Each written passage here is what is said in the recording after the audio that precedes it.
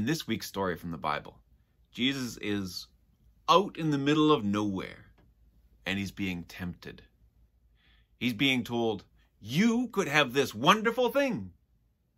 And then Jesus says, yeah, but there's this cost. And so he's told, but you could have this other wonderful thing. And Jesus says, yeah, but there's this other cost in here.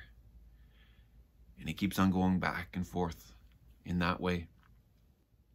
Now, you and I, we also have temptations, wonderful things that we could have, if only it wasn't for the costs.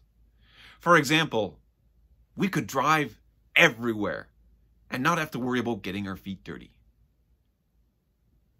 That would be easy for us. But there's a cost. Most recently in the news, it's been mudslides in Brazil that have been caused by too much water in soil that's not ready for it, largely because of climate change.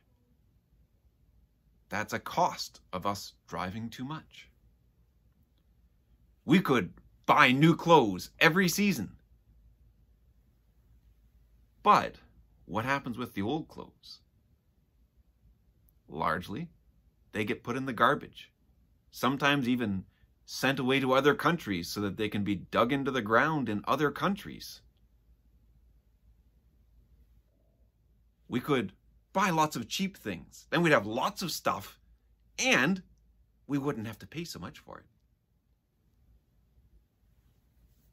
But the cost of that is that we have people making that stuff who don't make a huge amount of money and who work really hard, and then some of them can't even afford a place to live because they're not paid very much.